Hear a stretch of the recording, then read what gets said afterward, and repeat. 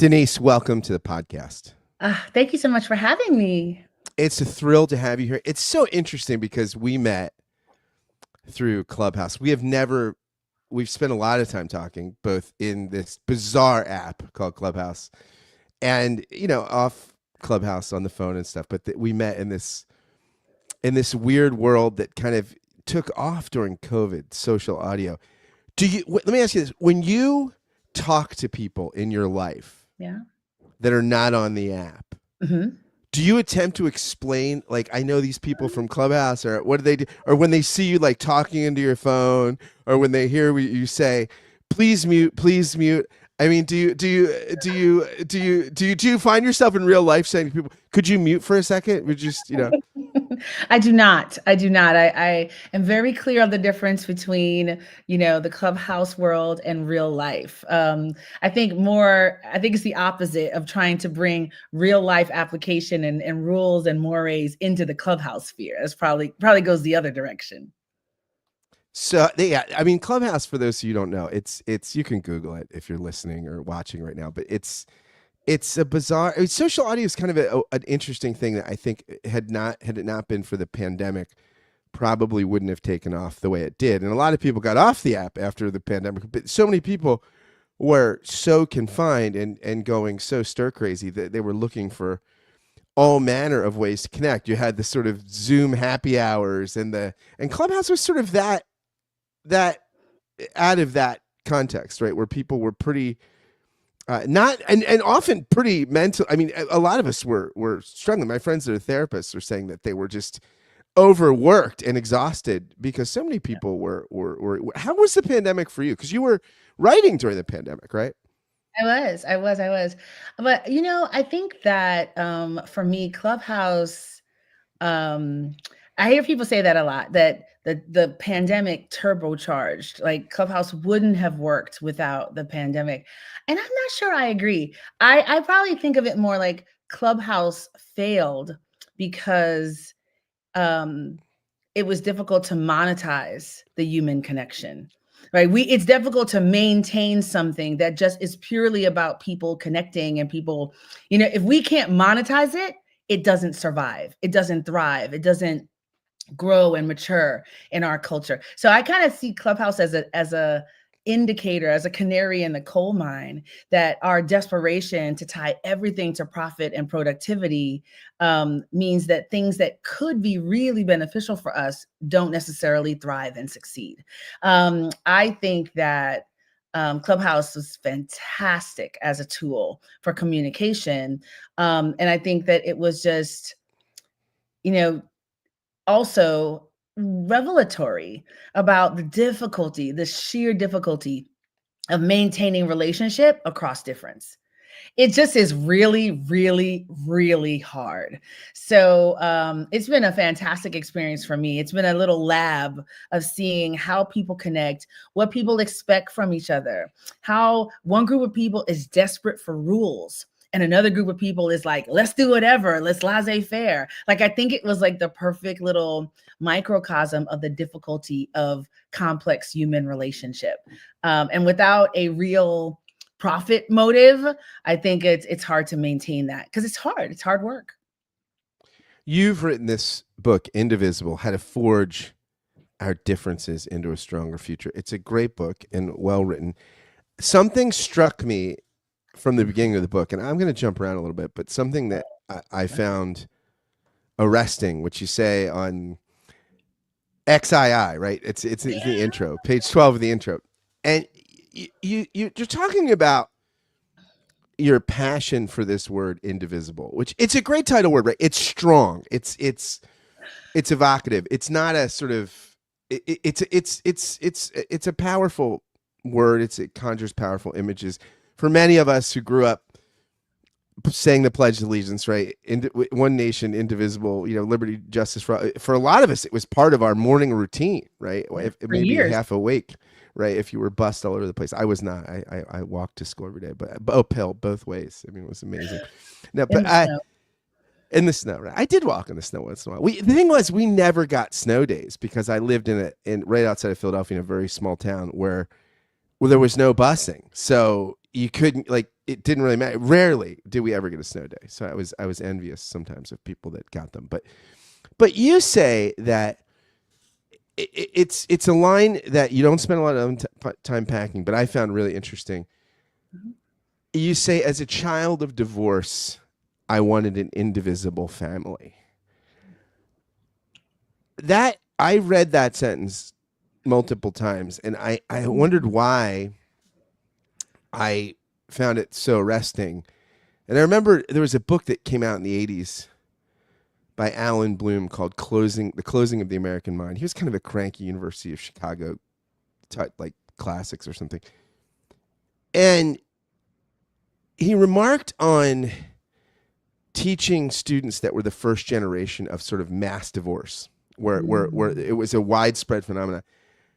And he remarked that he thought the effect on that was a less curious generation, a more guarded generation, more defended. He said he thought that they weren't as open to the world of ideas, to difference, as generations previous that came from, on the whole, more intact families, right? The whole culture just came from, not that these families were idyllic, or maybe some of them should have split up, right? But that, I wonder, do you think there's anything to that? Does divorce, which, I mean, well, of course we know there's all sorts of psychological impacts because it's traumatic for a kid, but I mean, does it change the way people interact in the world? Has it made you, do you feel like you would have interacted in the world in more secure ways? Did you ever feel like there were anxieties that came from attachment issues through being a child of divorce? I'm wondering how divorce affected the way, or other kids, or other adults, who grew up as children of divorce, how that impacts the way you or they engage the world. It's an interesting question. I feel contrary because I feel just the opposite. I think that there is a realism that you grow up with. So does that mean you're more guarded? I don't know. Guarded has a negative connotation to me. Guarded, the term suggests that you shouldn't be. That you should be open and welcoming of every idea and every concept and every belief system. And I don't know that that's actually true. So I think that there's a Only one half realism. of your mind can be open, right? You can't be open to Well, everything, I right? think, like, what does Yeah. it mean to be open? Right? What does it mean to be open? I think I don't feel any correlation between curiosity and the family of origin. I think if you're curious, you're curious. Now, this idea of how you process those ideas, how you incorporate or easily accept, how gullible you are. I think that children of divorce, maybe this is a sweeping generalization, but you're less inclined to just swallow anything whole. There's something about knowing how badly a thing can be, or that helps you to ground yourself in gratitude of what you have and what you aspire to. There's a clarity that I think you have from, and that's really from any adversity. My daughter grew up in her teen years. She had a really catastrophic illness. She's totally fine now, but I look at the way she navigates the world, right? She'll hop on a flight and go to Iceland. She will, she's talking to me right now this morning. Hey, I think I want to go to Japan. The amount of adventure, the thirst she has for life is, to me, much higher than most people I know. And I think that's because if you spend some time in a wheelchair, you understand what it means to run, right? So I think that there is just maybe the scales being removed from the eyes a little bit that kind of make you navigate the world with a realism, but also a deep appreciation for how good and an understanding of how bad things can be. You mention in the book something, again, from the intro, that I love. You mentioned we are the world, and so we're dating ourselves here, right? But I find that that song. So I mean, you when you listen to the arrangement now, it's a little like the little chimey intro is kind of dated, but so much about that, right, is still such a great excuse me, such a great song that holds up. And you have, so what, do you remember watching that video? when you I were was like a kid? obsessed. I'm gonna even go a step further. Do you remember when every radio station in America played it at the same time? Do you remember Yes. that? Yes. Listen, where were you? Like it just it's Excuse me. really actually one of the most interesting things about our current time, our current era, and contrast with, those of us who grew up in the 70s and 80s is, the absence of shared experience. We all went and watched the Cosby Show. Everybody, if you could only see it live, there wasn't any kind of recording, so everybody on Thursday night was in the same place doing the same thing. And so the next day you got to school and everybody was talking about what happened last night. It was a shared moment in time, and that moment of the whole country stopping and listening to the playing of We Are the World at the same time, I wonder if we could even achieve something like that today. That kind of uniform experience. But I love that song. That line, there's a choice we're making. We're saving our own lives. This idea that you think by helping the other, it's some charitable, kind act. No, no, no. You're saving yourself. You're by deeply understanding how interconnected we are. I just think it's one of the best musical experiences ever. I'm a fan. There is that one weird line where it says, I think Willie Nelson sings it, where it says, "As God has shown us by turning stones to bread." I'm like, he didn't turn stone. Wait, no, He that's what didn't. the That's not what he devil did. Right. wanted Jesus to do. That was Look the away. Look away. no-no Look away. list. Look Yeah, away. Just look don't. away. But it's a fantastic song. As I was reading your book, I was like, oh my gosh, I love that song so much. You say something in the book early on that I think I resonate with so much. Alistair McIntyre, the great 20th century moral philosopher, said that before we ask, what must I do? I must ask, of what story am I a part? And you say, we're kind of the sum of our stories, right? We all have a story, and we don't often think of our reality that way. I don't think. I mean, maybe not consciously, because we're always telling a story, right? I mean, we're always, if you're introducing, I mean, it's interesting, right? Because we're in a time and place where we probably introduce ourselves to new people more than any other group in human history, right? We're just traveling more. We're meeting people. We're online with new people. I mean, so you're always sort of telling your story to some degree, right? So, how, if we're the sum of our stories, how do we get a handle on what story we're a part of, right? And why is that so important as you're thinking about how we live and do life together in a country or a workplace that's diverse? Well, our stories tell us who we are. They tell us who the good guy is and who the bad guy, who's supposed to live happily ever after, who's supposed to get the girl. Our stories tell us, they help us to order our lives. Still waiting for that part of my story. I know. Stand by. Stand Fingers by. crossed. It'll happen. It'll happen. But the problem with a lot of our stories is a lot of them aren't true. And we don't even know that they're not true. So kind of the assignment in a way is to challenge yourself to have the courage to examine, to excavate your stories, pull them out on the table and assess, is this story really true? This story that I'm navigating the world from, is it really accurate? Do you have to be tall to be the boss? Do you have to be an extrovert? Right? Can you run a division from a wheelchair? Right? There's all these stories that we have of what a leader looks like and what the general is supposed to look like. Like I have this great t-shirt. I love walking through airports. It says captain on it. And I love the way people double take when they see me wear it, because it's like, wait, no, she's not a captain. What color is that shirt? It's navy blue and it has gold. It's the very military look to it. And I love it because I love to watch people react to me wearing it, right? Because what are you wearing with that t-shirt? This is, I want to see, are you wearing a suit, like a pantsuit? Are you wearing a hoodie? How do you accessorize that? I wear slacks and my t-shirt that says captain, throw my bag on my shoulder, and I walk through the airport.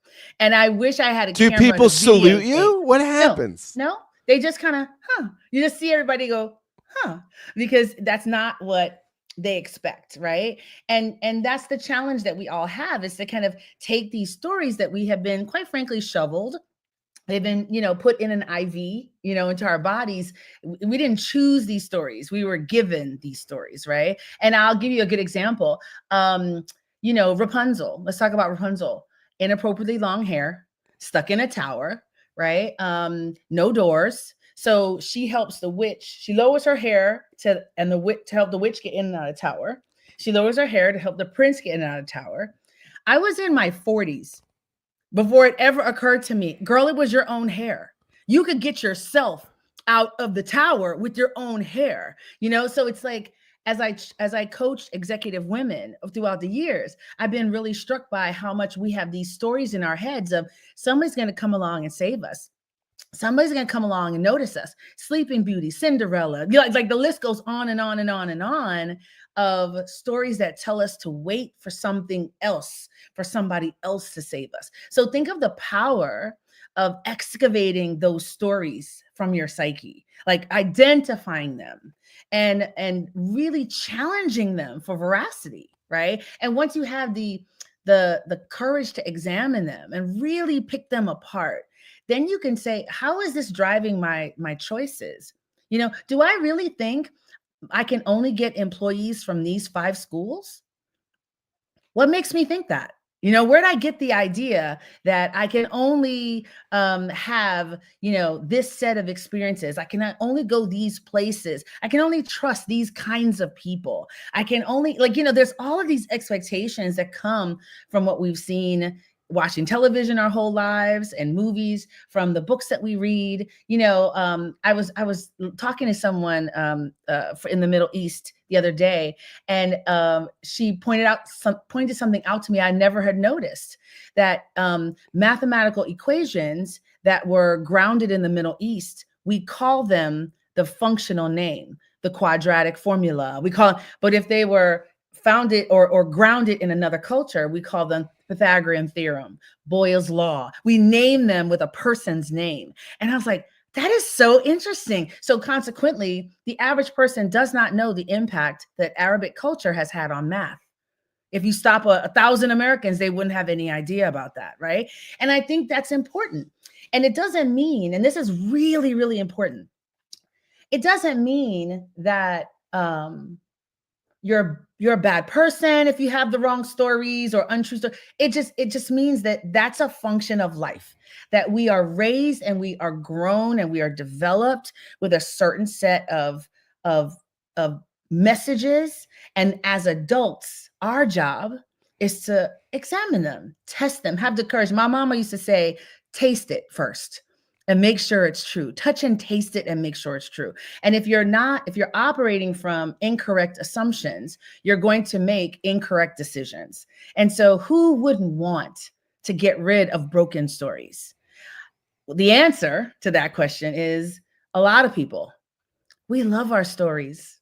Our stories keep us warm. They bind our cultures together. They tell us like we love them. So the idea that you're just gonna, like, when I come along and say, give up my story, it doesn't matter. It could be broken, tattered, horrible, crusted over, rotten. People still love them because they're theirs. And so this courageous act of stepping outside of or beyond your story is, to me, the magic of being an incredible human being.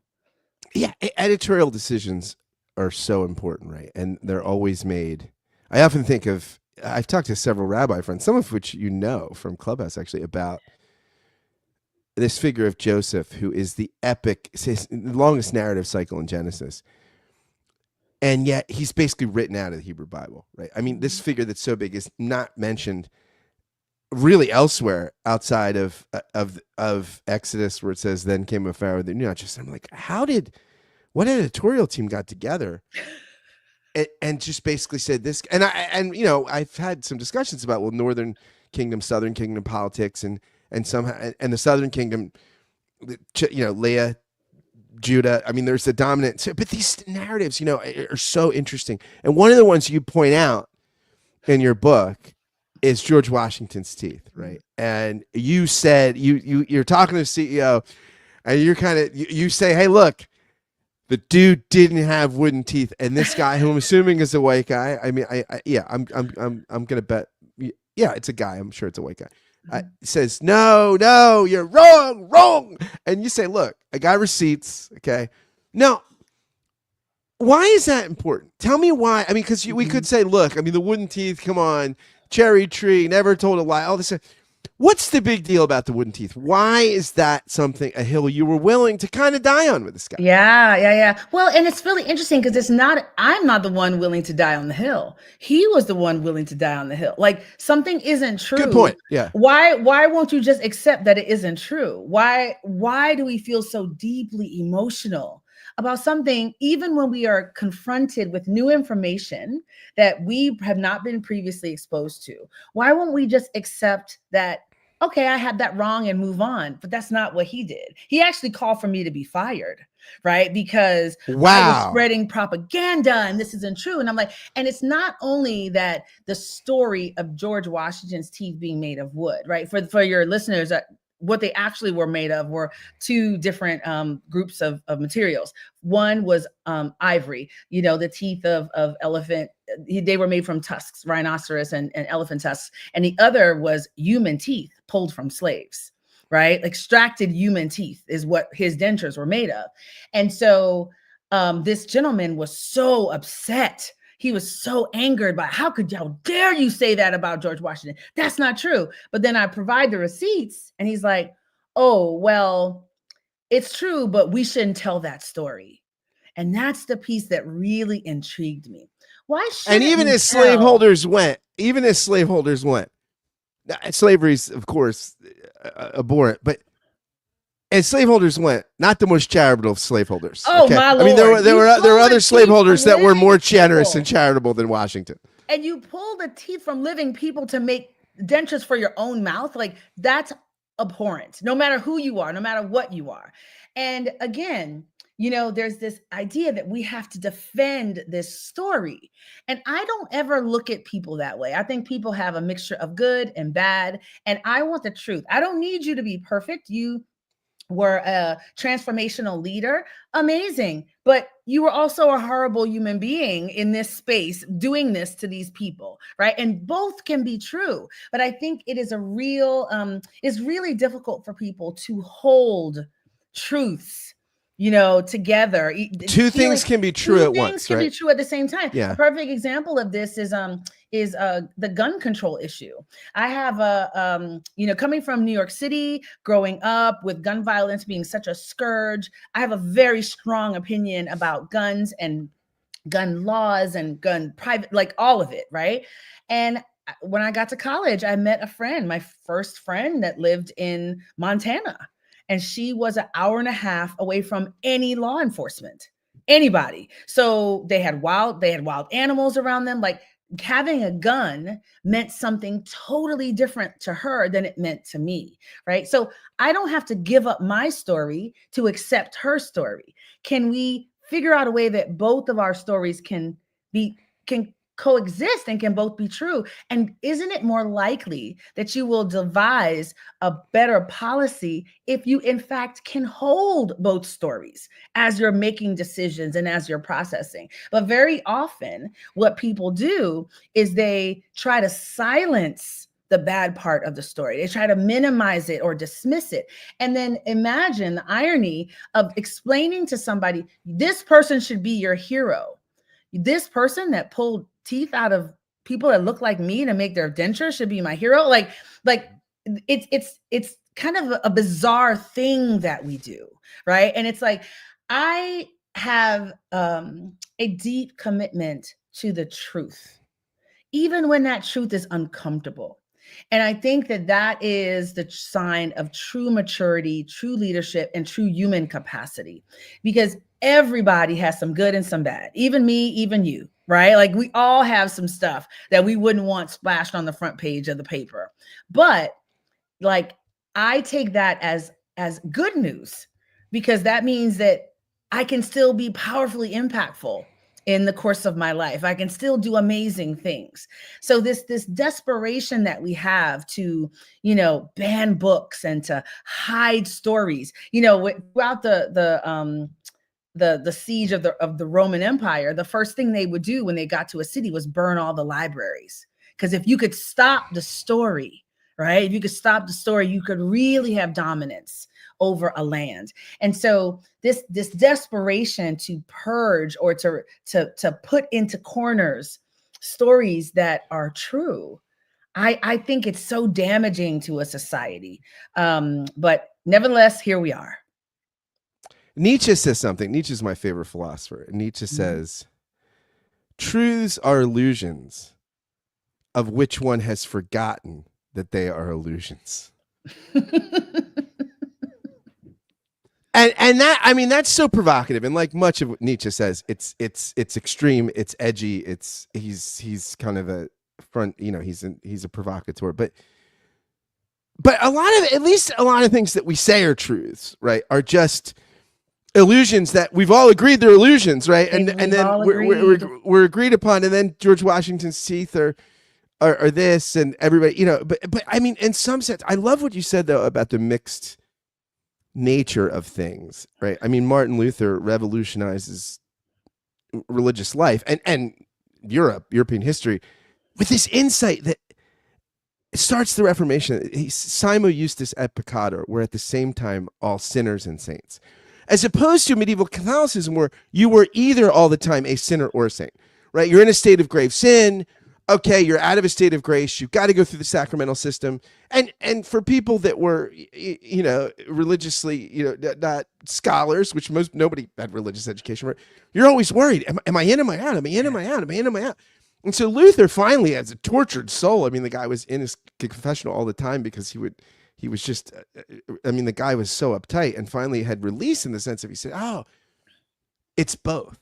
It's both. And we're all sinners and saints, that everybody has the sinner story and the saintly story. We're all works in progress, right? We're all, as my friend Jacob Smith says, also really, we're all, how does he say? We're all 3 days away and a few bad decisions from being a tabloid headline. And he said, and most of the time I'm on day 2. He's an Episcopal priest, actually.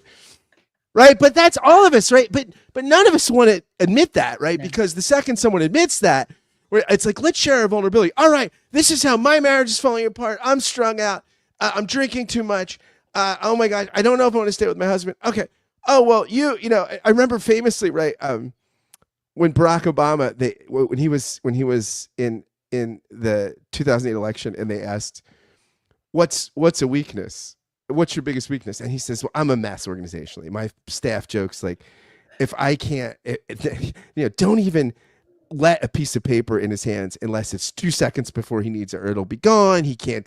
So he says this. He's an organizational mess. And Hillary Clinton says, and asks the same question. She says, you know what? I suppose it's just my passion for justice can become so singular that I lose focus. And Obama later said, I didn't know I was supposed to say, I guess my weakness is I really love walking old ladies across the street so much. So I miss, but isn't that, we all talk about how powerful vulnerability is, right? And when we see it, we're drawn to it, right? When somebody does it at a TED Talk, or people, when people experience, say, a 12-step meeting or something, but yet we recoil from it, right? I mean, it's so hard. I mean, you as somebody who's a diversity expert, I'm sure people come in, okay, here's the person. Oh, she's DEI. Oh, she's going to help us divert. Oh my gosh. Okay.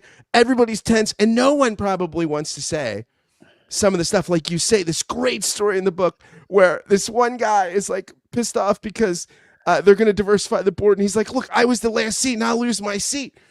And he was candid, right? And you worked him through the process in front of people. And I'm just like, oh my gosh. First off, thank God he didn't think about it, or he might not have said something. And second, thank God that you weren't a judgmental jerk, that you were able to say, okay, can you think about something? And let me work. And you say, I love it. You say, look, that was a 2 to a 4 diversity move. Yeah. It wasn't an 8 to a 10. It wasn't a 4 to a 9. But hey, I could celebrate the win, right? Like he's dribbling with 2 hands at least, and he wasn't before. I love that. But how do you get people in the space? Everybody hates safe spaces, right? But how do you make people feel safe so they can actually unbind themselves and say, yeah, I got baggage and I want to live in a more indivisible reality. But man, it's brutal because I have all these hangups. Yeah. I think, it's really important to understand. We talked a little bit earlier about how much we love our stories, right? There's grief associated with losing your story.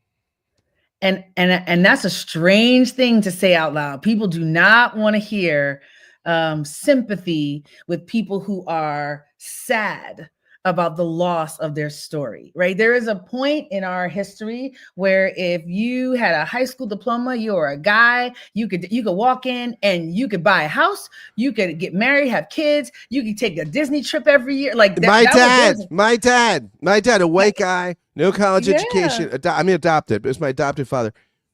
He and my mom were able to do that That was a and story. provide. Yeah. Yes.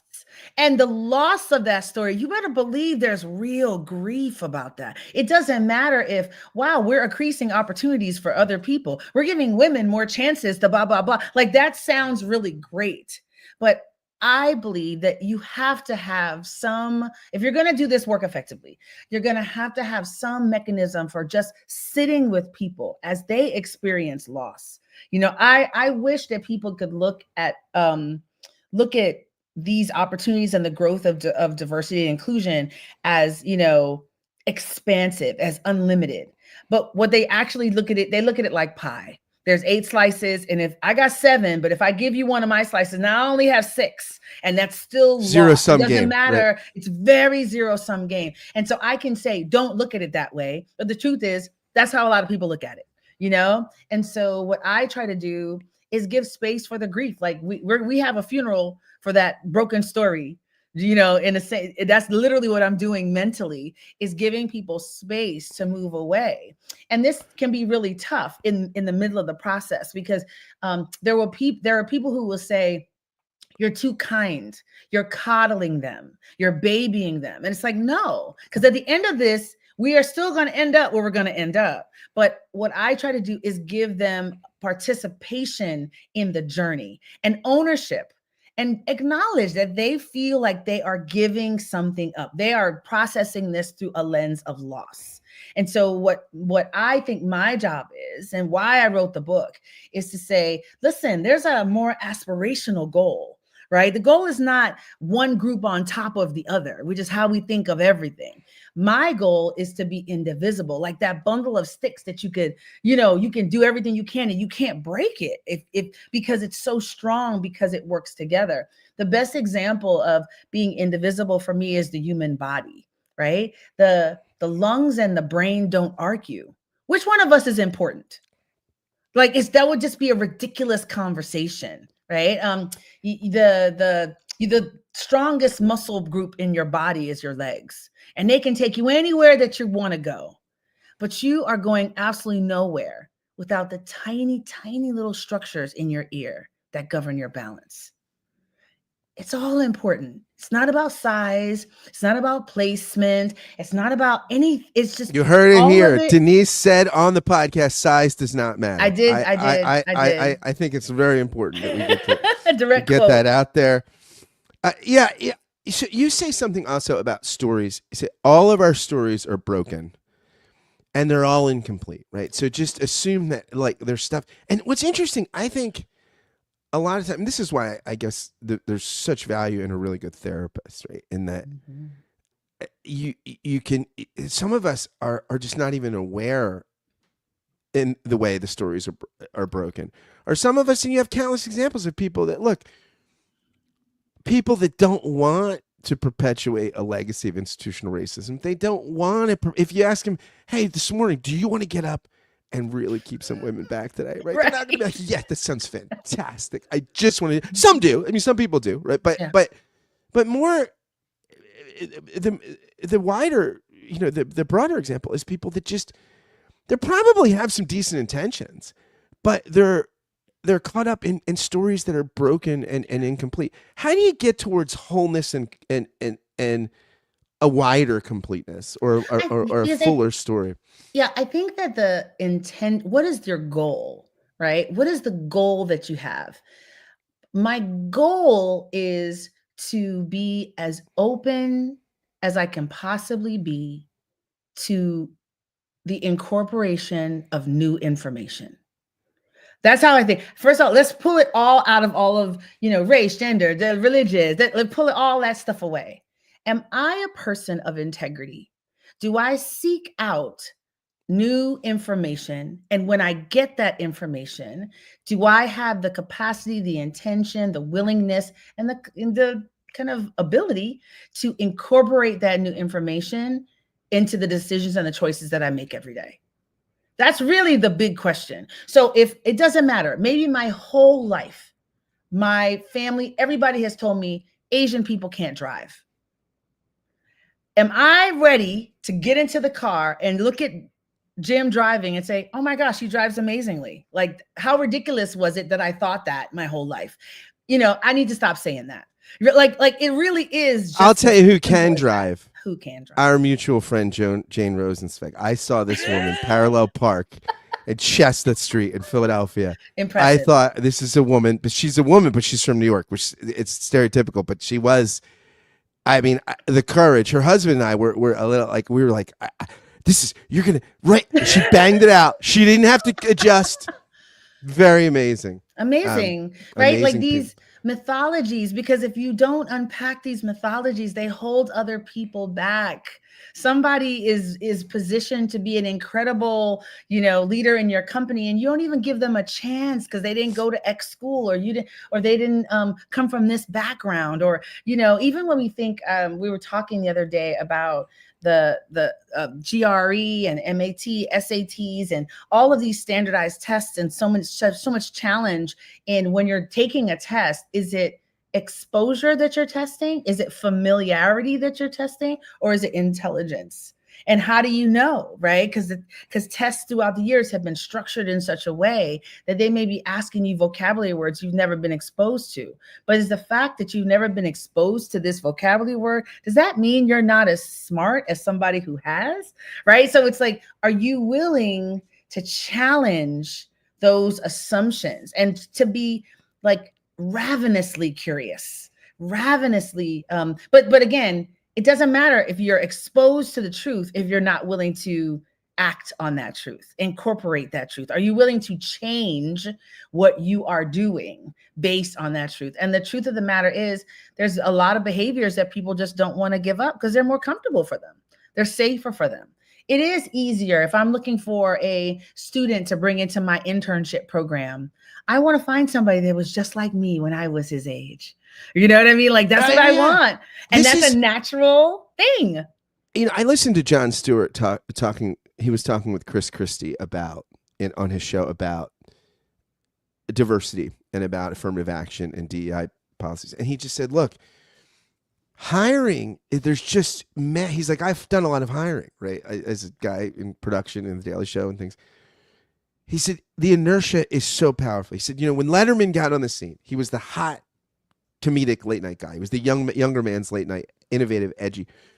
And Letterman goes, and he's like, he did a new thing. He got this group of young kids from Harvard, right? That they were cocky, they were smart, they were edgy. And then everybody looked at Letterman's success and thought, that's what you do. You get these kids from Harvard, the young, cocky, the Conan O'Brien type.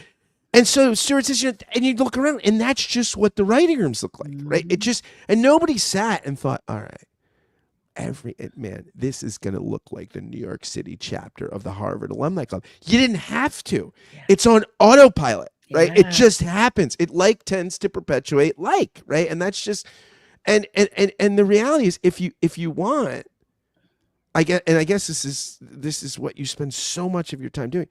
If you want to have an indivisible yet deliciously diverse kind of community. I can't believe it used the word delicious. That's delicious. Very strange. Just very strange. Cory Booker does that a lot.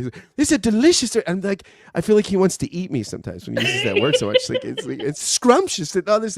But if you want that kind of community, you've got to be willing, right, to push against the innate tendency to. This is where I feel comfortable. Yes, the temptation. And who doesn't like to feel comfortable? And the temptation is ever present, right? And the thing about it is, it's not free. That decision is a very expensive decision. And I'll give you an example of a culprit that really experienced a lot of pain because of it. Mainstream news. This idea that if you didn't go to these 5 journalism schools, then you can't work at the New York Times or the Atlantic or the New Yorker or whatever. Like, That's ridiculous. You're doing stories that cover the entire country.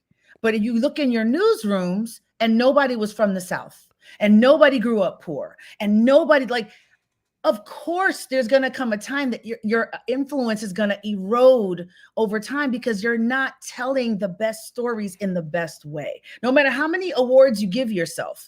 And you see they've been disrupted because of that. And I wonder if you could turn back the hands of time and really make newsrooms more inclusive across the board. I wonder if we would be in this space that we're in right now. Right. And so I think this idea of needing a passport, you know, you have to send somebody, to do a story in the South. They need a passport to go because they've never even left anything below Washington, D.C. Then you're probably not doing that right. We are better when we hear different ideas, right? But the thing about it is that we're fighting. Let me give you a great stat. Homogeneous groups make faster decisions and they're happier with them. Notice I didn't say they were the right decisions. They make faster decisions and they're happier with them. That is morale and efficiency. That's hard to beat, Scott.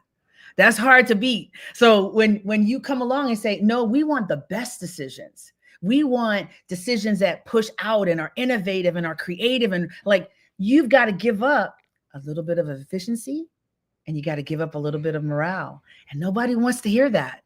Nobody wants to hear that the way they've been doing something for 20 years is not the best way. Nobody wants to hear that their idea is not the best idea and that this little person who's, 21 came up with a better idea than they just don't want to hear it. So that inertia that you talked about is real. And that's the enemy, not each other. I have a friend. Andy you have a friend? I have a couple. Not many. The list is short. You're on an elite list. Now, so Andy, he's a writer and does a lot of speaking, works for Christianity Today. But he was doing a consulting thing for a religious group, for a church group. And I remember he said something, this is years ago too. He said, basically there's two kinds of churches. Mm. The kind that's concerned with who's already there and the kind that's concerned with who's not yet there. Mm. And that latter kind is so hard, right? It's just so much easier to be concerned with who's at the table, right? Yeah. Than to imagine who's not, first of just to even imagine who's not there. Yeah. And then what it would take to maybe set a different table. And what you would have to put at risk, right? Like you got a bird in the hand over here of who's here. Who will leave? Who won't be comfortable? Who won't like it if you let this other group come in or you open up the doors? Like, is that going to be received? Like, it's not a neutral choice. Sometimes you have to be willing to lose some of that list of folks that you already have in order to get to other people. Every small church or synagogue I know, just because I do a lot in religious stuff, but this is true in small organizations, but it just, the religious stuff comes to mind because I talk to a lot of these folks, and every small church and synagogue I know wants to grow. But then I get to the point where I'll talk with some of the leadership and I'll say, well, but you realize, like, if you got the 20 new people you wanted, that would change the whole culture. You have to destroy the 20 people right now would reboot the whole culture. It would be disruptive. It would be, unless you cloned yourselves.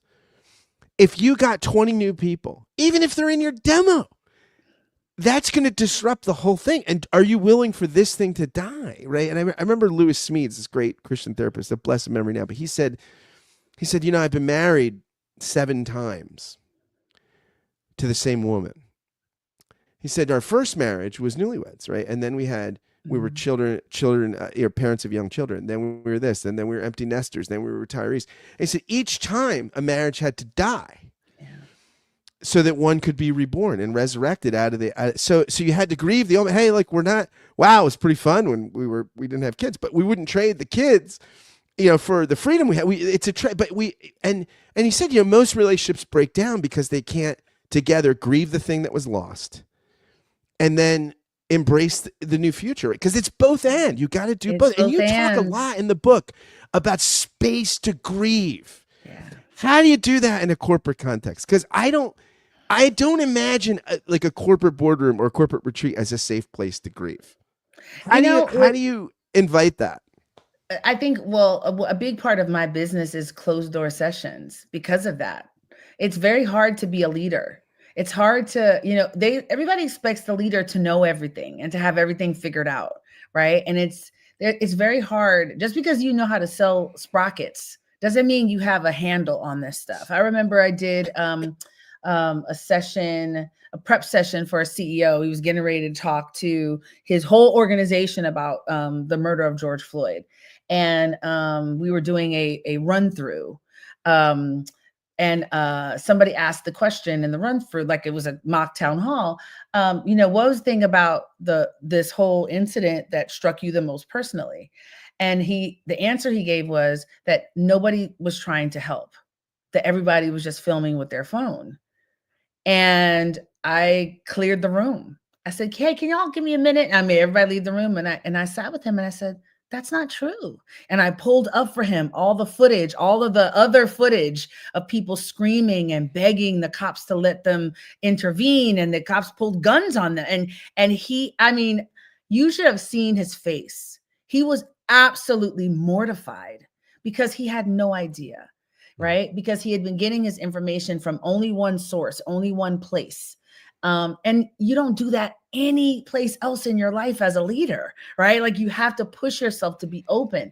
And so there was profound embarrassment, right? He was really embarrassed about it.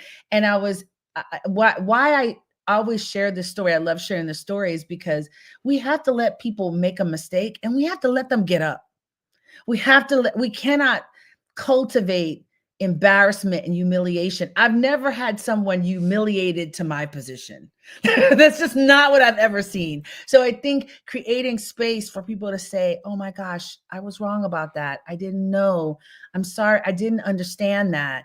Okay. And wrestle with it and give them some space and some time to wrestle with it. I've lived with these concepts my whole life. I've been the only woman or the only Black person in almost every job I've ever had, right? So I've wrestled with these topics my whole life. Some people, they've never had to engage these topics. And so you got to give them a little bit of time and give them something that's actionable. That's another piece. What is it that I want you to do, right? I definitely want you to think differently, but I also want you to move differently. And I think it's really helpful to give people space to reevaluate and then give them some things that they can do to work through the process of a change. I think we want everyone to be like a light switch, and that's just not what it is. And that's not how we are. Right? Let somebody come along and tell you something, earth shattering that you believed your whole life. And you're like, like Adam Grant shares a story in one of his books about the frog in the pot. We've heard this story our whole lives. If you put a frog in a pot and you turn up the heat, the frog is going to adjust and he'll be boiling. And it's just not true. It's actually, they tested it. It's not true. But if you stop 1,000 people, they would believe it. It's a great book, Frog in the Kettle. Yeah, it's right. A great book from the 80s. It doesn't mean it's true. And it's like, this is the work, this is the actual work that we all have, of understanding what we don't understand. Like that, a deep humility to say, I didn't know that. I didn't understand that. And now that I have to give up this broken story, I am kind of sad to see it go. I am. So I'm going to feel that, but I am going to let it go because I think there can be something better, right? And that to me is what Indivisible is. Like, let's aspire to something better. Let's aspire to the best possible performance, optimal performance, because we are tapping the genius of every sector, and we think about our country. I always say I have a recurring nightmare. And that is that the cure for cancer has already been born. It was just born in the wrong neighborhood. We can't afford to waste human genius. We just can't afford it. And we do it every single day because these stories tell us where the gifted come from. They tell us, who should get the funding and who should get, we argue over school lunch. Like, if you really believed that every part of this society that has something to give and to offer, there's a whole list of things we just wouldn't even argue about anymore because we valued each and every element the way like, again, like that body metaphor that I use. Nobody's like, I'll let the elbow go. I don't need the knees that much. No, you need it all to be at optimal functionality. Why don't we think like that as a nation? Right. And that's not what we're doing. And it's costing us. It's costing us every single day. I mean, to say we're not doing it. I mean, look, it's interesting because you write this book comes out. And then, I mean, it was a close election, but still, Donald Trump won, and he was we got to get rid of the DEI. I mean, the DEI, and it's interesting. Interesting is a clinically neutral term, right? It's so. I mean, it's insane. They got rid of the Enola picture, the Enola Gay stuff, right? Because it's Enola Gay, the plane that dropped the bomb, or because it had the word gay. I mean, wait till Trump figures out that planes have cockpits. I mean, that's very gay. I mean, that sounds very gay to me. But I mean, this is, I mean, how do you write this book that comes out of your passion, which you describe beautifully in your passion for this word, the concept indivisible. And it's like the country said, divisible. We'll take divisible for 5,000. Okay, we'll take no DEI. Okay, what we're gonna do? We're gonna take the murders and they're eating the cats, the dogs. I can't. So how do you? I mean, is that painful? I mean, I'm sure it's painful for you, as a person, as a Black woman, as many things, as a mother. But I mean, here it's as if, I mean, I just imagine had the election gone another way, and it could have very easily gone another way. Well, again, it wasn't a landslide, despite the Trump says it's like a landslide. It's a mandate. We've got a mandate. Had Kamala Harris, first woman of color, first female, how does that change your work? I mean, how different would that have been? What were you thinking election night? I mean, were you thinking, wow, this is going to be, what a thing for Indivisible, for what was it like when you saw the election results? So, of course, I was profoundly disappointed. But I will say your question is, how does this change the work? It doesn't really. And does it change the way you feel about it? Does it change the way you feel about it? No. Would you have felt a little different? Would you have felt a little more optimistic, a little more hopeful? I think that this work has always been difficult, and it's always had ebbs and flows, right? Everybody that has seriously been doing this work for any amount of time never thought this was going to last forever. We always thought this was like a rush to reaction, and that once you got to the point that people have to really give things up, they have to really change, they have to really do stuff, it was going to have a pendulum swing the other direction. So we kind of expected this, right? And this has always happened, right? If you think about even you think about Harriet Tubman, right? And she's doing the Underground Railroad. They're fighting, abolitionists are fighting and trying to make arguments around ending slavery. And she's like getting people across that Mason-Dixon line, and they're doing their work, right? And it's hard work, but they're doing it. Then they come along and they they pass the Fugitive Slave Act. Now you have to get those slaves all the way to Canada from the South. Insane, like insane. And somebody could easily say, well, we're done, it's over. But you know what they did? They got the slaves to Canada. I mean, Canada doesn't seem that bad right now, right? I mean, really. The bottom line is the work, the conditions may change, but the work continues. The bottom line is we need people, this country, the people that are in this like marginalized other group, it's 70% of the population. It's women, it's people of color, it's Jewish people, it's people with disabilities. It's like everybody can't be, we are the majority, right? And I always say, when people say things like, I just don't believe in DEI, I really want to push them back. Like, tell me what you don't believe in. Diversity, you don't believe in inclusion. Tell me what you don't believe in. Because the opposite of DEI is homogeneous, inequitable exclusion. Is that what we're talking about that you're for? Like, what does Oh, that sign me up. mean? Sign me up. Right? Yeah, like, and if that's the case, then that's the case. But I think it's like gravity. You don't have to believe in gravity. Gravity believes in you.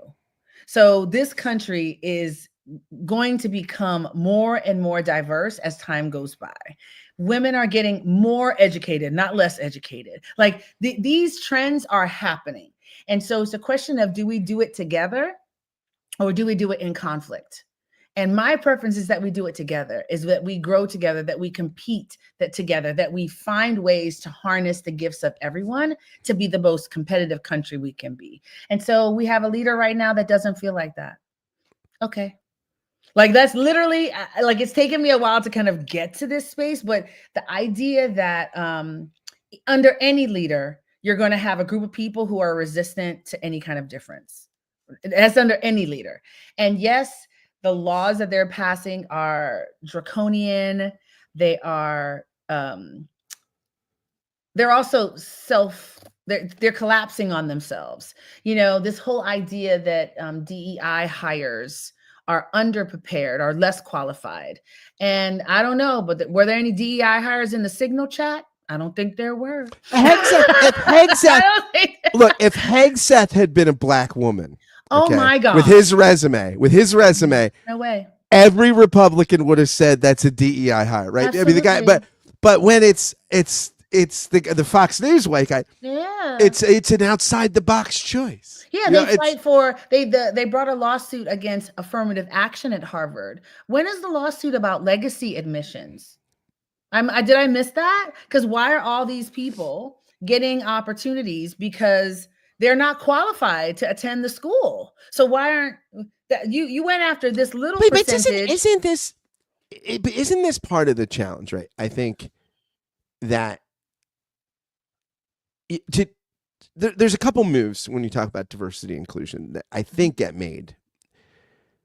First off, there's a revisionist story about meritocracy, right? Okay, up to about 10 years ago, everybody just got the most qualified person. You know, George Bush, okay, in 2004, George Bush runs against John Kerry, okay? Yeah. Two white guys, right? Two pretty privileged white guys.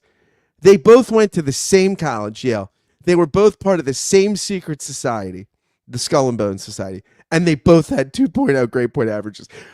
You're telling me that's a meritocracy? The two candidates for president are 2.0 white guys? I mean, that had tremendous privilege and influence. So, right, so first off, there's this assertion that there's a meritocracy, right? And so then with that assertion, it's as if there's not a redress that needs to happen, right? Yeah. That there's not fundamentally inequity. Because nothing's broken. Yeah, right, there's exactly. a group that says nothing is broken. I'm like, you really think that the most powerful person in the world should be selecting from this mediocre group of people? They don't even want to accept that they're mediocre. You're mediocre. Like and you know, it was so funny. In Denise, I can say it. I'm mediocre. I'm in the meaty part of the curve, right? Nothing exceptional here. Okay, very mediocre. It's shocking. It really is shocking. I remember Texas passed a law where UT Austin is our flagship school. It's basically like almost an Ivy. It's the most competitive school in Texas. That and Rice University. And Texas legislature passed a law that if you are in the top 10% of your high school graduating class, you are guaranteed admission to University of Texas at Austin. If you rose to the top of your cohort, that is enough for you to be given admission to the University of Texas at Austin. I went into work the next day. I was working at a commercial real estate firm, very exclusive, very elite, very shishi, very fancy. And a group of guys were talking about it. And one of the gentlemen has a daughter that wanted to go to UT. And he said, my dad went to UT and I went to UT and now she's not going to be able to get in. And I was like, well, why isn't she going to be able to get in? Well, she's in private school. So she's not in this top 10% group of public schools. I said, okay, well, doesn't she have good grades? I mean, she has good grades, but I don't know that she's going to be able to, these kids are taking all the spots. I said, so let me get this straight. You had the benefit of a state-sponsored education.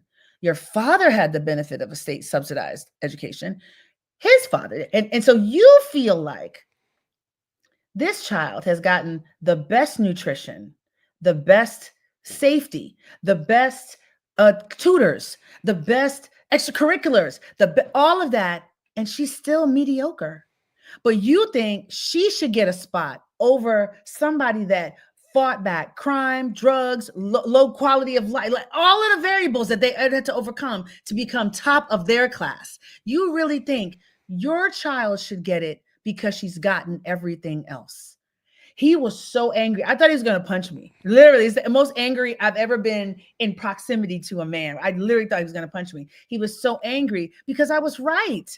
You don't own a spot at UT Austin. It doesn't matter if you went there. And she's going to go somewhere. She's going to go somewhere. My guess is she's going to be just fine. You can write a check for triple whatever her tuition is right tomorrow. Like, why do you think you have had every advantage? Why do you begrudge people from having the base opportunity? That attendance, that other student from the Valley or from a poor neighborhood, Fifth Ward in Houston, going to University of Texas Austin will change their entire life. Your daughter's life won't be changed an iota. This doesn't matter at all. But the way, the ownership, the anger associated with, I should have it because I've always had it. That is what we're tackling. That's what we're living with right now. You take out a 4-star general to put in a 3-star general that's not even in active duty, and you're talking about credentials for the Department of Defense? Come on. You know, you remove every woman, every black person, every Hispanic person from the website, but you're colorblind, right? Because what does removing DEI have to do with removing all the black faces? Because did they serve? Were they a part of this effort? It doesn't make any sense what you're saying. What you're saying is that this story was going off the tracks and we're going to force it back to the old. We want the old broken story and we're going to make you do the old broken story. And we see how that's working. Everybody's pushing back on it. Everybody's saying, no. And so it takes more of us to push back. It takes more of us to be thoughtful about it. And it takes more of us to take a stand. And my hope is that we will. Unfortunately, I think what it often requires is for you to be personally involved or for you to be personally hurt. I wish we weren't like that, but we are. And so I think this idea of integrity, not as like this loose general term we throw around, but as a deeply held value of, do you pursue and crave truth? Nobody could look at this cabinet and talk about meritocracy. Please be a serious person. You know, so I believe it will work itself out. And we're already seeing it collapse on itself. Very attractive people, though. I mean, you can't. It had some good-looking bunch, Tulsi Gabbard, ready for TV. The dog shooter, Noam. It's a good-looking crowd. Some of them. So she said that very, very, very, and none of these. It's very interesting. I mean, like, and the other thing I Tulsi will say Gabbard, about this, look, an interesting person. I like her in debate. I used to like her in debates and stuff. But like, what does she know about national security? I mean, she was a medic. It was embarrassing. I mean, it's humiliating. It's embarrassing. Robert Kennedy. What does he know about health and human services? I mean, you could put him in front of an EPA, but he actually cares about the environment, so you can't do that. And I just think like we need to demand excellence. We need to demand the excellence that we keep talking about, right? And what we're getting a front row seat to what cronyism looks like. And this is, to me, a last gasp. Like, people are very discouraged right now. And to everybody that's discouraged that may be listening, I want to just breathe. You know, I walk through the world with an inappropriate level of optimism. And I know this. You do. I like that. I like that about you. You're upbeat. You gotta be. You gotta be. Like, what we're seeing is, you know, the desperation to restore a broken story that has been surrendered. That is really what I think all of this is. You said something a couple of minutes ago about ownership, and that's one of my favorite chapters in the book, when you have the metaphor of the house. And you say you really indwell the house differently. You inhabit the space differently if you're renting versus if you're owning. And you have the metaphor of the house is great. Mhm. And so, I mean, what does it look like to take ownership for you? How do you what does it look like in the context of community, a community that wants to work toward this aspirational goal of indivisibility? How do you take ownership and not live? And we're in a rent economy, right? We're renting I mean, Even we're our not an music. ownership You don't even economy, own right? your music anymore, Scott. We Right. just rent it. We don't own anything. And like we're like, anyway, that's a whole Did you different ever make conversation. mixtapes? Absolutely. Do you remember who you made a 100%. mixtape for? The first when All you of made them. your for Yes. somebody? Absolutely. What was a song on a mixtape you? For this first time you said guy, you made a mixtape for a guy. What was like some of the songs on it? Heartbeat, Tanya Gardner. That's Oh how old I wow, am. I'm very, very old. fantastic! I know baby face, but I'm very old. But yeah, I loved it. It was you don't even own your own music anymore. We were talking about this the other day of like how everything is a subscription. So we don't have this sense of like, what does it mean to own my space, right? What does it mean? And this idea Everything that is a subscription. You know, it's crazy. everything, I'm it's not. awful. I'm not partnered right now, right? So you're always when you're not partnered, you're looking for love. I think right now, my biggest prereq for a potential romantic partner. What subscriptions do you have? We don't want to double up. Like I've got Netflix and Do you Prime, have so I'm Paramount? really looking Do for you a have Disney and Max? Hulu. Like I don't care what you look like. You know, hygiene's not even that big. What streaming services what subscriptions do you bring to the table? Apple Music. I mean, what are we doing? Exactly. What are we doing? What Why are we doing? double up? I mean, you're beautiful. We have so much in common, but we've got all the same We subscriptions. can't. What are you bringing to the table? It'll never work. Yeah, yeah, yeah. Yeah. So So this ownership, idea, yeah, back to ownership. ownership. Yeah, this idea of ownership of you. It just we used to celebrate people who planted trees they would never sit under. Now we put people on the covers of magazines that pluck up the trees other people planted. We literally lionize people who destroy and extract. This idea that you look at even private equity, like this idea of like you've had a company that was in this small town for 30 years and they employed 700 people. And in comes these people and they strip it of all of its resources and they shut the plant down. And now 700 people are out of work and this little town just dies. And those are the people we put on covers of magazines, like because we have made wealth equal worth. And so this idea of thinking about the world beyond the end of your nose. My friend Angela Blanchard, she's 82. Let me get her age wrong. She calls it navel worshiping. We're in a season of deep navel worship. We love to stare at our own belly buttons and think about what can make our worlds better and our lives better. But what are you doing? Do you care at all about what's happening down the street from your house? Do you even know? Do you know your neighbors? Do you know, let's say your kids are in private school, right? You don't want to risk it. It's too hard. It's all your reasons. That doesn't stop you from volunteering or connecting with the local public school in your neighborhood and saying, hey, teachers, what do you need? Can I drop off some pencils and some crayons? Like there's millions of things that you can do as an individual person that connect you and that suggest that you are committed to life beyond yourself. But right now we're so inwardly focused. We're so selfish about our wealth and our success and our nuclear family positioning and whatever, that we don't build community anymore. And then we are shocked that we don't have community. Do you have It is a 5 lot people? of work, right? It's a It lot is of a lot, work. but it is and it isn't. It is and it isn't. It's not as hard as we've made it out to be. It's much harder to live a life of solitude, of loneliness. We keep talking about this loneliness epidemic and loneliness crisis. You know how you stop that? Take your tail down to the nearest nursing home and ask them who doesn't get Yeah. any visitors, and sit and talk to somebody that doesn't get any visitors. Like, you have to be proactive about human connection. It is not an accident. It doesn't happen accidentally. Everybody wants to go to Thanksgiving dinner, but nobody wants to cook it.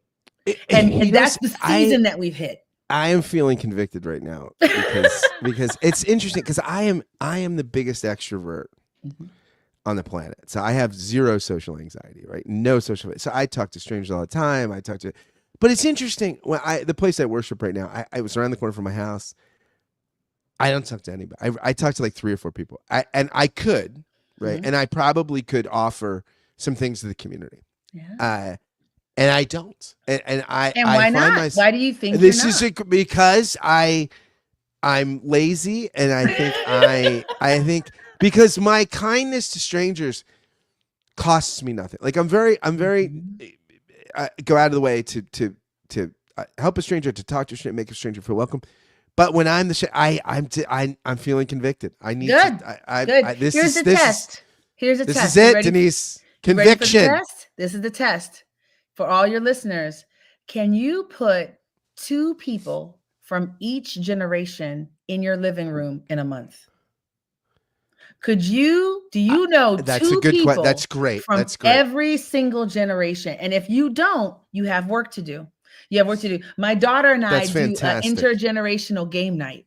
She's 31, I'm 54. She invites 20 people, I invite 20 people like our ages or older. How do I And get on we the play next games. time I'm in Texas? I want to come to that. You have to, it is the most I fun. would love that. It is so fun. And by the end of the night, all the young people are like, what do you think I should do about this? And what do you think? Like they have so many questions and they don't have safe places to ask Are these you the coolest questions. adult there? I Where do you might rank be. I yourself? might be. Yeah, I would I'm guess. pretty I up would guess. there. I'm proud.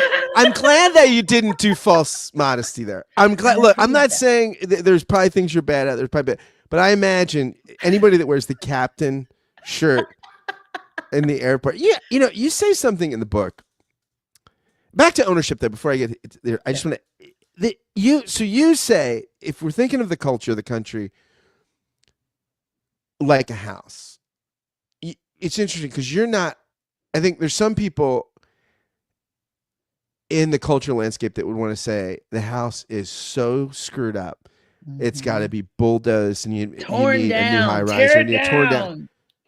And there are some people that there's nothing wrong with the house. It's fun. Maybe it needs a little paint here or there, but there's nothing.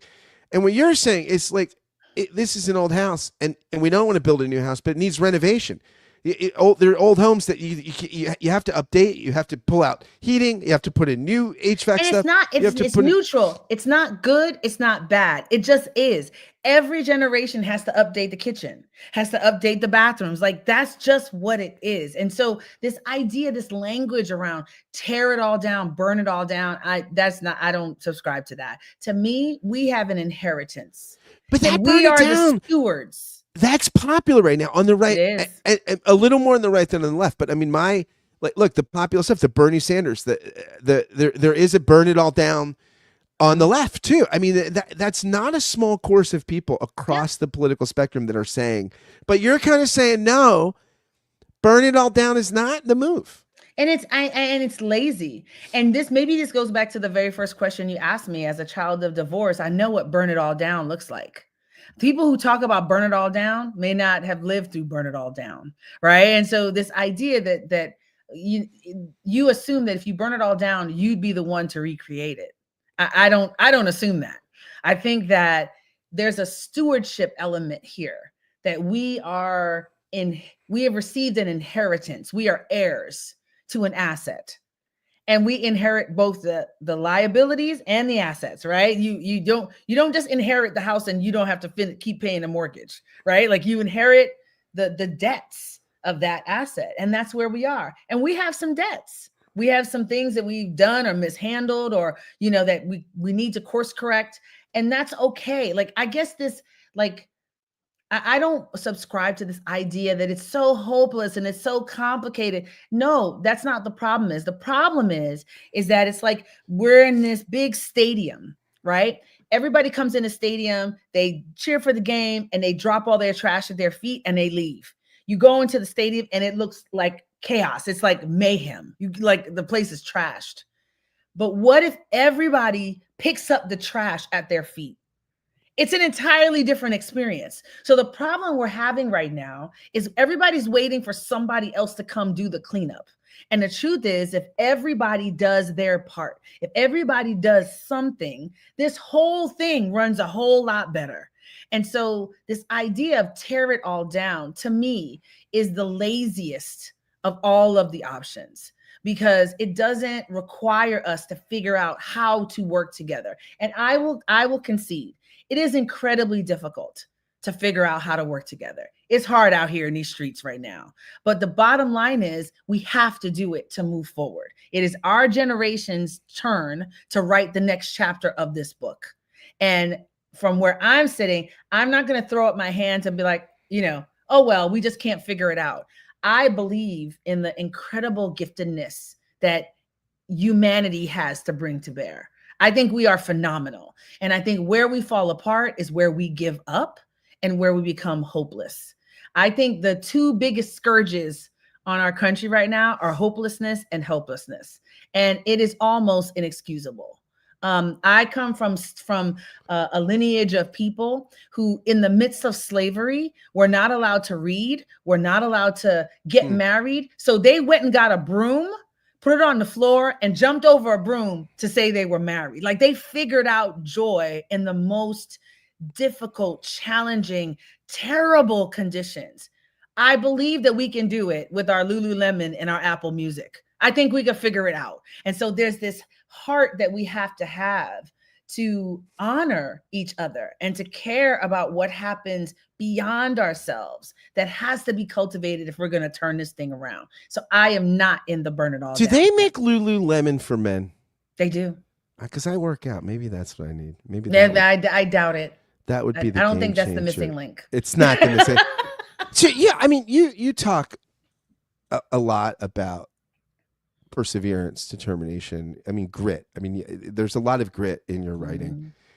How does you? I mean, I know you personally a little bit. So I mean, we've had several conversations, long personal conversations. How does your faith inform this book and your life's work? Because there are scripture passages. I mean, there are metaphors. There are places. I mean, because it seems to animate you. And I mean, are there ways you'd want to make explicit that are maybe implicit? Yeah, I think this idea of to whom much is given, much is required. Like, that's one of the most powerful verses that. And sister, you've been given a lot. Look at you. You're the captain. You're walking around the airport. You've been given a lot. Captain. But like, just this idea of it being the worst kind of faithlessness to just throw up your hands and help. It feels gross to me to just move through the world with this idea that you just can't figure it out. You just can't make things happen. I just reject that categorically. And I think that we're called to actually care for each other. And I've been really disappointed. Like, you asked me about like the backlash against DEI and was that heartbreaking or sad for me? And it's been a little sad, disappointing, but nothing has been sadder than seeing the modern evangelical Christian church changed, altered deeply in the way that it's been in the last few years. The mean-spiritedness has just been, it's been a lot. It's been a lot to process. That is not my understanding of the gospel. My understanding of the gospel is that we are called, I have a deep belief that religious practice is never compulsory, that it is grounded in free will. Like, that's the whole point. If you don't choose for yourself, then it's not real. So this idea that you're going to compel people to operate along your religious convictions is deeply antithetical to me. It's deeply abrasive. My belief is that people come to you because they want some of what you got. You move through the world with such a light and such a kindness and such a beauty that they're like, hey, whatever she's got, I'll take 2 of those. Whatever she's drinking, I'll have that. That is the way people are brought to faith. And so to see so many people feel alienated when I sit with my daughter and her friends and they're like, oh my gosh, I would never. As soon as I see, I run the other direction because, gosh, those people are so mean. That breaks my heart because that is not how I was raised. That's not the faith, community that I came up in. So this notion of excluding or harming or controlling others is not part and parcel of my faith walk. It's more about being a light to people, using your gifts on behalf of other people, identifying what your gifts even are, and valuing them and using them. So it's not about prosperity gospel or that, like all of those things I kind of reject, because I think, this idea of even like, if you're really faithful, God will bless you with a car or with a house or with whatever. No, you may not get any of those things. Yeah, I You mean, might not get. Jesus was really faithful and died really Yeah, bad. exactly. He was I mean, broke. He that's was yeah, broken. He got he was crucified. Like this broke. idea that we have He's always bringing his reframed. boys over for dinner. Listen, I just, this idea that we have like refashioned our faith in an American posture, I think we're all going to be held kind of accountable for that. I don't think what we're doing right now is how this is all supposed to go, unfortunately. So I think my faith deeply informs my work. I believe in possibility, and I believe that people are great and wonderful. And if you give them a chance to learn, honest people, I actually, in my life, I practiced an honest seeker approach, but I call it honest seeker approach. I don't go to Klan rallies trying to recruit you. But if you want to learn, my goodness, I definitely want to teach. Right? Like I'm there for you. So this idea of like doing 5 people, 7 people, 3 people, not feeling like it's your responsibility to change the whole world. That's another mythology that really has harmed us. What? You're 27 and you don't have a unicorn company that was worth $1 billion? What are you even doing with your life? Like this thing that we do where we make people feel small because they're just a postal worker, or they just a nurse, or they just work at the park service. Like the way we minimize and diminish people that do hard, honest, decent work every single day, to me, we've kind of jumped the shark. So yes, faith and the way my interpretation as I read deeply informs how I think about the work. And my intention is to always be a light, and not, I don't wag my finger. I don't, judge. I don't tear people down. I'm not here to make you feel badly about yourself. I'm here to exhort you to good works. I'm here to empower you and equip you. That's You're that's just how I really breezing see through what the I do. airport with a captain t-shirt, Rattling looking you a little to. bit, shaking you up, shaking I you love up. it. Hey, so you've written. Look, I think writing a book is. I co-wrote a book recently. It's short and it was sort of adapted from transcripts and stuff. But it's not. I mean, it was not the Herculean effort that this book is, that you've written, and I and you part of doing a book, right, is you go out and talk about it, right, because you want people to read it, you want people to engage the Sure. ideas. What has been the best criticism you've gotten in conversation, or the best thing where somebody showed you, yeah, maybe I wouldn't have said it this way, or maybe I could have done this differently? Have there been any moments where you're like, I really didn't think that? Because you've been with Adam Grant, you've been on Kara Swisher. I mean, this is, you've been at some important places with some insightful minds. I really haven't had that experience. The experience I've really had that's been so strange for me is, obviously you've read the book, so like there's so many stories. I believe in, I think that people anchor and they can find themselves in different stories. Makes the book exceedingly readable. It flows. It's not arduous to read. Oh, thank you. You kind of you can float from story to story. I mean, the stories are sort of the ligaments that hold a lot of the prose together, which is, it's nice. It's nicely done. So I will talk to one interviewer and they will focus on stories. I'll talk to another one, and like there was one that the only concept we talked about was in the book. I talk about this idea that you don't have to understand. You don't have to understand, like this. We have this mythology that you know, it's you and it really comes from like walk a mile in someone else's shoes so you can understand. And I really challenge that. You don't have to understand to Yeah. give somebody basic human respect. Like that's where it starts, and then it grow, your understanding will grow from that. And that's all she wanted to talk to. We talked about that for 2 hours, right? And I was really surprised because you Wow. never know. There's a story in the book where I talk about thoughtless charity. I talk about a Native American chief who, I met at an event, and he was explaining to me how he has to turn down 80% of donations. Yeah. And I was like, what are you talking about? 80%? Why? He said, because people give us what they want us to have, not what we need. They give us their broken prototypes and all their crap that they want to get rid of. Don't people just give shit? Like, I know people that just feel guilty about throwing stuff away. So they'll take something that should be thrown away. It's shit. and they're not giving it for charitable intention. They're giving it because they can't handle their emotion about throwing something away. That's right. So rather give it to you and you'll throw it away because it's a piece of shit. And in a corporate setting, stuff that doesn't work, stuff that you can't maintain, stuff that you can't, so you just want the write-off. So you give it to this reservation.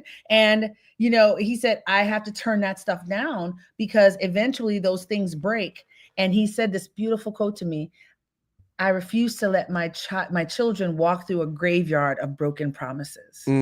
Ooh, and I felt that. And I was on one podcast, and that's all they wanted to talk about. They wanted to dig into this idea of thoughtless charity and who should give and why should they give and whatever. So what I've really been struck by as I've done this like book tour kind of conversation thing is that everybody picks the story that resonates with them. And in that way, I feel kind of Jesus-y. I feel kind of parable-y, like so many different parables. I love it. You're making up words. Parable-y. Parable-y. Yes, I just made that up. Like it's an adverb. It's an adverb. Going to resonate.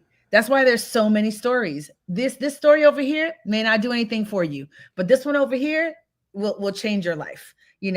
That's what's been the most interesting about this. I joke when you said parably. By the way, I love adverbs because it's in the age of Trump, everything. Powerfully, beautifully, strongly, quickly, bigly, beautifully, bigly. But you say, because you say in the book, we need more words. Yeah. I love that part of the book when you say, because I think oftentimes words are undervalued because we are in such a caustic communication culture sometimes. But words, I mean, sometimes we just need more ways to say things, right? We need more. I think that economy, where language is concerned, isn't always a virtue. Sometimes it really is, right? Sometimes it is.